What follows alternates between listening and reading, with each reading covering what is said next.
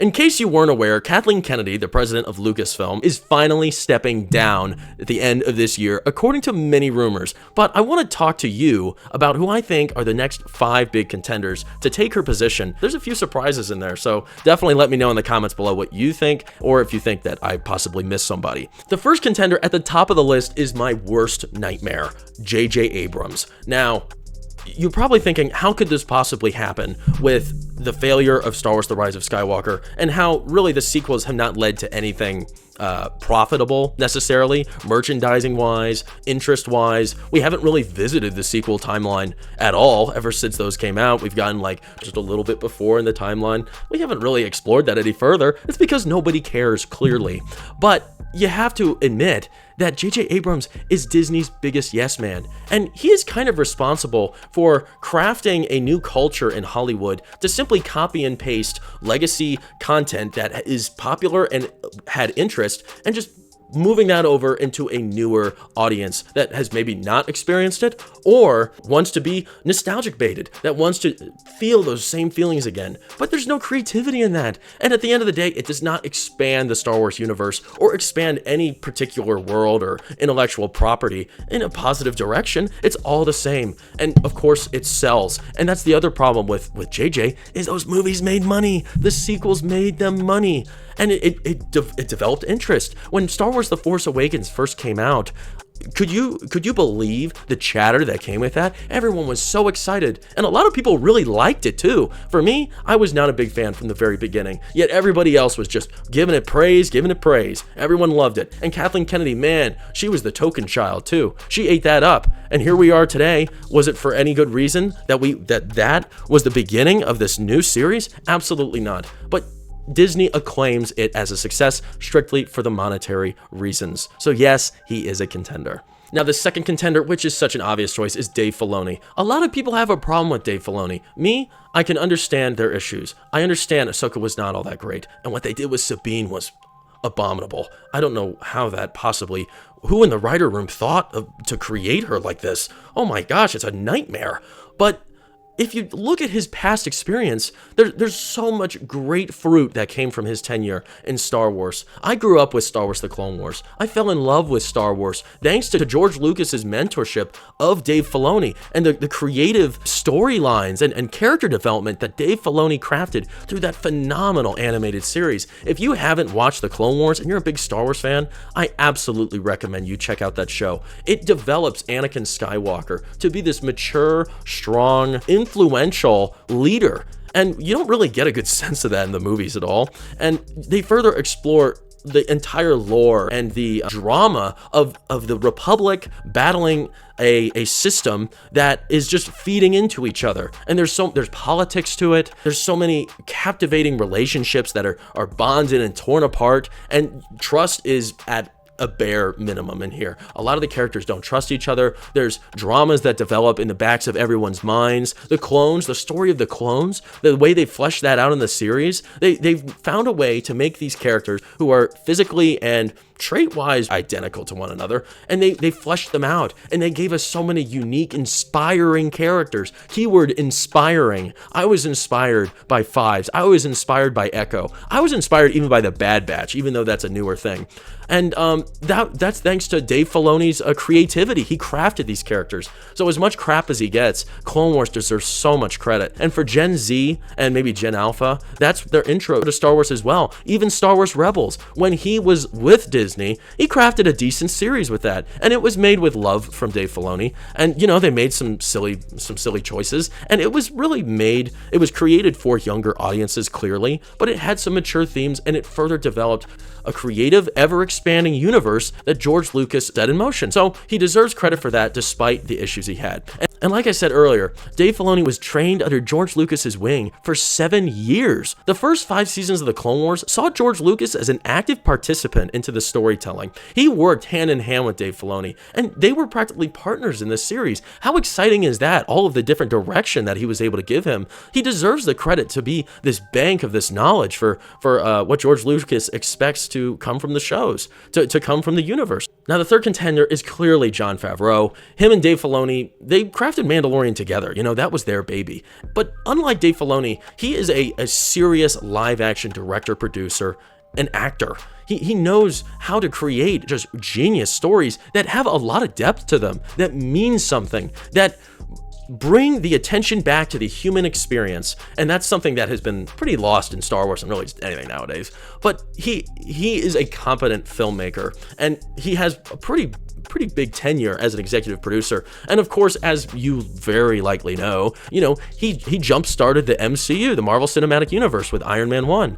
And, that work, he set the tone for the future of Marvel, which has spanned for so long now. What, like 20 years?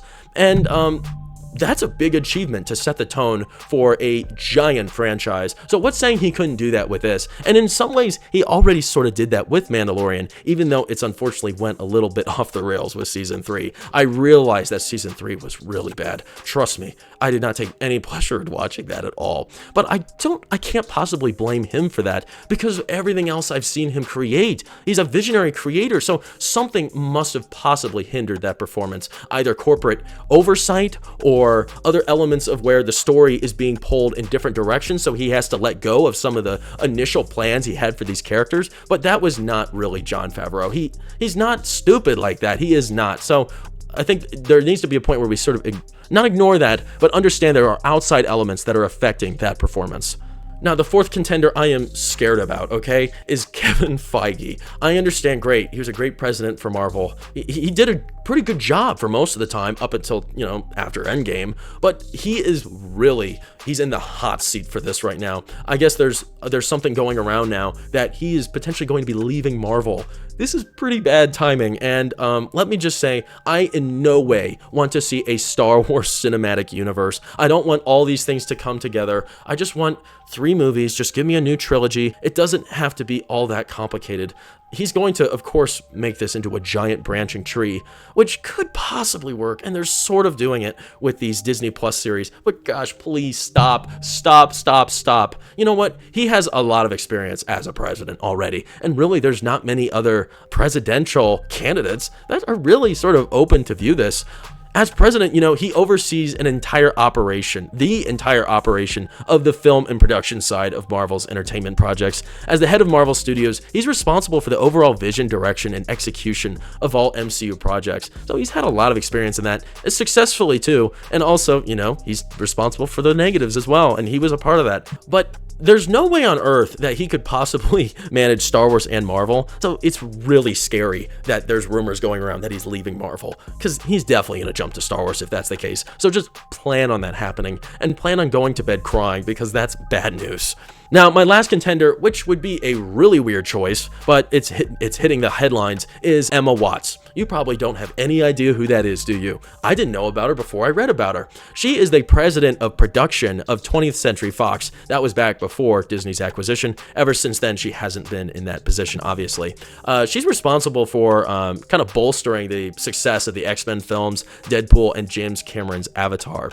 So something else interesting is she's had brief tenure as the president of Paramount. I think that's funny. I'm sorry, Paramount. You don't have much going for you anymore, and you're in a recession of popularity. So I don't know necessarily if she was the reason for that. If somehow her tenure maybe could have brought down the popularity, maybe set the company in a weird direction. But yeah, unfortunately, Paramount's in a pretty rough spot. I don't think that's necessarily for her to be the blame of, though. Now, she has an interesting title, the president of production of 20th Century Fox. I don't know much about that, but if you break it down, she pretty much oversees production budgets. She makes sure that everything is, like, all the processes of creating the film are being completed effectively with very little deviation from the set out budget that is supposed to be for these films. She's also responsible for hiring key personnel, so other people of importance within the studio, as well as managing relationships with studios and partners. She also has the power to greenlight projects, so she's got some experience there. That's some credit, but I don't know.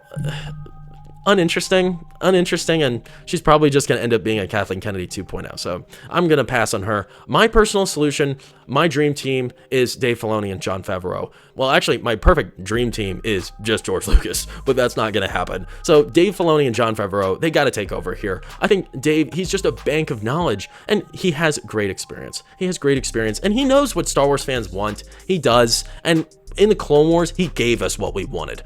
Every time. He set out great stories, and he finished them expertly, which doesn't get enough credit.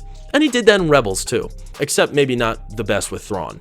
But and Jon Favreau can be, the same thing can be said about him. He is a expert filmmaker, and The Mandalorian in so many ways, reinvigorated Star Wars. I was completely dead with Star Wars up until Mando came out again, and then I was excited. I couldn't believe it. I was back on. I was hooked. And unfortunately, that's fallen off a cliff. But these two, if they work together, if the Disney corporate slugs somehow find a way to, muddle their plans, then we're screwed, which is 95% the chance of what's going to end up happening. It's going to pull them apart, and it won't be, and they'll be to blame for it too, because they're the leaders. So that's just what we got to expect. Don't think that Kathleen Kennedy leaving is going to be necessarily a big step in the right direction, because she's not being pushed out. She's leaving. She's leaving on her own merit, which is disappointing because she needs to be fired for that. And, God bless her. I hope life goes well for her, and I hope she comes to terms with what she's done, and she makes up and does good things with the rest of her life. But Disney, give us something good. Help us out, because we used to love this franchise, and now it's unrecognizable. So I would love to know what you have to think about this conundrum. Who's your perfect dream team to run Lucasfilm? Do you actually care about Lucasfilm anymore? Do you care about Star Wars? Let me know in the comments below. And also, if you enjoyed the video, please make sure to give me a thumbs up and subscribe to the channel. I greatly appreciate it. I love all the support people give me. It's awesome. I appreciate you so much, and I love making videos. So please join me on this journey as we just untangle all of the crazy mess that comes from modern Hollywood, as well as going back to some classics to enjoy some great films that are lost in the weeds. But as always, I appreciate your time spent with me. I wish you well, and I'll see you soon.